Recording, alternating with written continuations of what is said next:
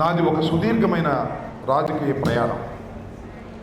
అది అప్పిరెడ్డికి కూడా బాగా తెలుసు. రేపల్లెలో నా రాజకీయ ప్రయాణం జరిగి సత్తెనపల్లి దాకా వెళ్ళి గుంటూరులోకి వచ్చింది. అనేక మజిలీలు. నా చివరి మజిలీ గుంటూరు అని ఈ సందర్భంగా నేను మనవి చేస్తున్నాను. ఎందుకంటే సుమారుగా 70 సంవత్సరాలకు చేరువ వస్తున్నాను. ఆల్మోస్ట్ ఆల్ రిటైర్డ్ స్టేజ్కి వస్తున్నటువంటి సందర్భం కాబట్టి నా చివరి మదిలిని ఆ భగవంతుడు జగన్మోహన్ రెడ్డి గారు గుంటూరుకో ఇచ్చారని నేను భావిస్తూ ఉన్నాను. మిత్రుడు అప్పిరెడ్డి గారు చెప్పినట్టుగా 2 మాటలు మీకు చెప్పాలి. అప్పిరెడ్డి కూడా నా అంత సుదీర్ఘ రాజకీయ ప్రయాణం ఉన్నటువంటి వ్యక్తి. ఒకనొక సందర్భంలో మీరు చెప్తే నవ్వుతారు. ఆయన ఎన్ఎస్యుఐ అధ్యక్షుడు మా రేపల్లి వచ్చాడు. నేను కొత్తగా న్యాయవాద వృత్తి ప్రారంభించాను. అప్పిరెడ్డి కలవడానికి వెళ్ళా. నా వ్యతిరేక వర్గం చేరి అంబటి రాంబాబుకి ఇంటర్వ్యూ ఇస్తే మేము రాము నీ దగ్గరికి అంటే నాకు ఇంటర్వ్యూ ఇవ్వకుండా వెళ్ళిపోయినటువంటి సందర్భం గుర్తు చేస్తాను. సరే, దినదిన ప్రవర్ధమానంగా కలిసాం. రాయపాటి శ్రీనివాస్ గారి దగ్గర మేము చాలా సన్నిహితంగా ఉండేటటువంటి వ్యక్తులంగా ఉన్నాం. అనేక సందర్భాల్లో విభేదించాం కూడా, అనేక సందర్భాల్లో కలిసి ఉన్నాం. నేను యూత్ కాంగ్రెస్ ప్రెసిడెంట్గా ఉన్నప్పుడు అప్పిరెడ్డి జనరల్ సెక్రటరీగా ఉన్నాడు. అప్పిరెడ్డి యూత్ కాంగ్రెస్ ప్రెసిడెంట్గా ఉన్నప్పుడు నేను కూచిపూడి సాంబశివరావు లెఫ్ట్ అండ్ రైట్గా ఆయన వెంట తిరిగినటువంటి వ్యక్తులం. ఇలాంటి ఒక సుదీర్ఘమైన రాజకీయ ప్రయాణంలో నేను అప్పిరెడ్డి కలిసి పనిచేశామని మనవి చేస్తున్నాను. కానీ పార్టీలు అప్పుడు కాంగ్రెస్ పార్టీలో ఉన్నాడు, నాతో పాటే మళ్ళా వైఎస్ఆర్ కాంగ్రెస్ పార్టీలో కూడా రావడం జరిగింది. ఈ వేదిక మీద 3 ఉన్నారు. ఒకరు అప్పిరెడ్డి గారు 2014లో పోటీ చేసి ఓటమి పాలైన వారు. మళ్ళా నెక్స్ట్ యేసురత్నం గారు 2019లో పోటీ చేసి ఓటమి పాలైన వారు.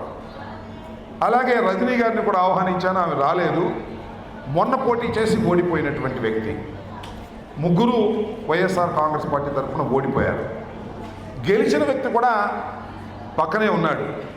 అప్పిరెడ్డి మీద గెలిచిన వ్యక్తి తెలుగుదేశం పార్టీలో. ఇది ఒక విచిత్రమైన సమ్మేళనం అని మనవి చేస్తున్నాను. కొన్ని వాస్తవాలను మనం అంగీకరించకపోతే విజయాలను సాధించలేమని నాకు ఒక నమ్మకం. ఆ వాస్తవం ఏమిటంటే ఎవరు అవునన్నా కాదన్నా వైఎస్ఆర్ కాంగ్రెస్ పార్టీ ప్రారంభించిన తరువాత గుంటూరు 2ని మనం ఇంతవరకు గెలుచుకోలేకపోయాం.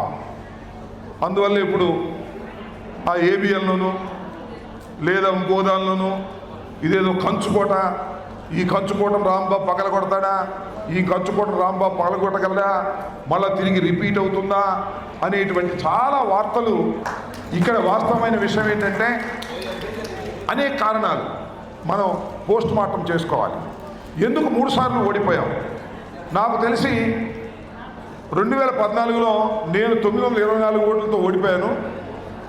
అప్పిరెడ్డి 16,000 17,000తో ఓడిపోయాడు. కన్నా లక్ష్మణ గారు కూడా అప్పుడు ఇండిపెండెంట్గా పోటీ చేశారు కాబట్టి మన ఓట్లు చీలిపోవడం జరిగింది ఇండిపెండెంట్ కాంగ్రెస్ పార్టీ తరఫున.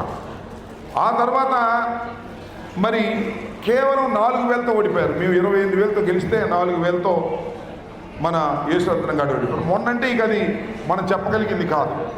అది చాలామంది అది ఈవీఎంలు మహత్యం అంటారు, కొంతమంది మరొకటి అంటారు. ఒక భారీ ఓటమిని మనం చవి చూసాం. కేవలం 11 సీట్లు మాత్రమే గెలుచుకోవడం జరిగింది. కాబట్టి ఏది ఏమైనా ఒక విషయం మాత్రం వాస్తవం, it is a very tough seat. కారణం 3 సార్లు మనం గెలవలేదు కాబట్టి. ఈ టఫ్ సీట్ని ఎలా గెలుచుకోవాలి అనేది మన టార్గెట్.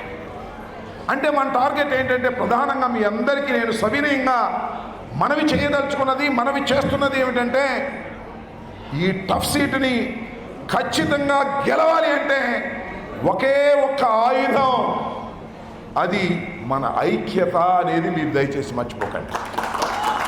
ఎక్కడ చీమ దూరే సందు కూడా లేకోకుండా ఐక్యంగా ఉన్న రోజున తెలుగుదేశం కంచుకోట అనుకుంటున్నారే, ఆ కంచుకోటని ఒక్క దెబ్బకే పగలగొట్టగలుగుతామనే విషయాన్ని మీరు దయచేసి మర్చిపోవద్దని మనం చెప్తున్నాం.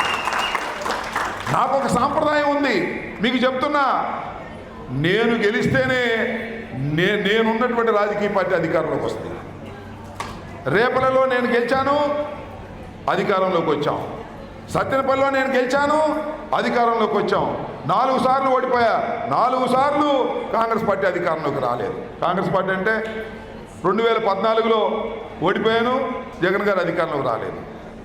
మొన్న ఓడిపోయాను, జగన్ గారు అధికారంలోకి రాలేదు. రేపల్లో 2 సార్లు ఓడిపోయాను, రాజశేఖర రెడ్డి గారు అధికారంలోకి రాలేదు. అంటే what is the sentiment? Ambati Rambabu గెలిస్తేనే రాష్ట్రంలో ఆ పార్టీ అధికారంలోకి వస్తుంది అనేది నా సెంటిమెంట్. కాబట్టి మీ అందరికీ నేను మనవి చేసేది ఒక్కటే, కొన్ని వాస్తవాలను మనం అంగీకరిద్దాం. గుంటూరు 2 అనేది కొద్దిగా టఫ్ సీట్ అని అనుకుంటున్నారు. నాకు తెలుసు అది టఫ్ సీట్ కాదు. నేను చాలా సందర్భాల్లో చూసా. జయరాంబాబు గారు, మహమ్మద్ జానీ గారు కాంబినేషన్లో గెలిచారు. 2 సార్లు గెలిచారు. ఇదే సీట్లో కన్నా లక్ష్మణ్ గారు కాంగ్రెస్ పార్టీతో గెలిచారు. అంటే కాంగ్రెస్ వారసత్వ పార్టీ మంది ఎంత కాదనుకున్నా కూడా, కానీ ఎక్కడో ఏదో లోపం జరుగుతుంది, ఎక్కడో ఏదో అప్రమత్తంగా లేకపోవడం జరుగుతుంది, ఎక్కడో కొంత తేడా ఉంది. ఆ తేడాలను కనిపెట్టే నేను, అప్పిరెడ్డి, వేణుగోపాల్ రెడ్డి, అదేవిధంగా యేసురత్నం గారు కలిసి మీ అందరినీ కలుపుకొని విజయపథంలో వైఎస్ఆర్ కాంగ్రెస్ పార్టీని గుంటూరులో నడిపించడానికి మేము ప్రయత్నం చేస్తాం. దానిలో సందేహం లేదని కూడా ఈ సందర్భంగా నేను మనవి చేస్తున్నా. చాలా రకరకాలుగా చెప్తుంటారు, నా మీద ఇంకా ఎక్కువ చెప్తుంటారు. మీడియాలో ఏబిఎన్, అదేవిధంగా TV5, ఈనాడు రకరకాల స్టోరీలు వేస్తుంటారు నా మీద. నాకు కూడా సరదానే స్టోరీలు వేస్తే. నెగిటివ్ స్టోరీ వేసినా కూడా నేను ఆనందపడతాను. మొన్న ఏదో ఏబిఎన్లోనూ దీనిలో వేశారు, రాంబాబు కోపం, రాంబాబు ఏది పడితే అది అంటాడు అని.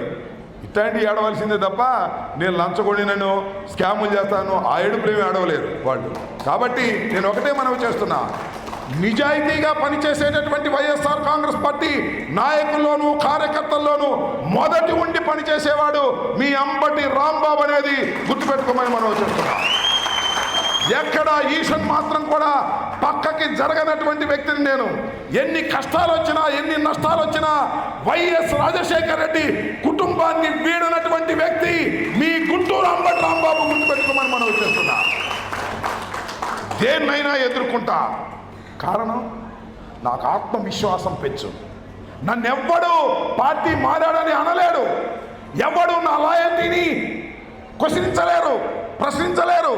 కాబట్టి ఆత్మశుద్ధితో ముందుకు వెళ్ళేటటువంటి మనిషిని నేను. చాలా ధైర్యంగా చెప్పే ఒక ఇంటర్వ్యూలో, ఐఎమ్ ఎ లెస్ కరప్ట్ అని. ఇవాళ కూడా చెప్తున్నా, ఐఎమ్ ఎ లెస్ కరప్ట్. అంటే పొలిటికల్ లీడర్ అసలు కరప్ట్ కానుడే ఎవడు లేడు ఈ దేశంలో. ఐఎమ్ ఎ లెస్ కరప్ట్ అని చెప్పినటువంటి మొదటి రాజకీయ నాయకుడిని ఈ రాష్ట్రంలో లేనేనని మనం చేస్తున్నా. కాబట్టి ఒక పద్ధతి ప్రకారం, ఒక సిన్సియర్గా రాజకీయాలు చేయాలని భావిస్తున్నటువంటి వ్యక్తిని నేను. దానికి మీ ఆశీస్సులు కావాలని నేను అడుగుతా ఉన్నా. పశ్చిమ నియోజకవర్గపు ఓటర్ మహాశైలు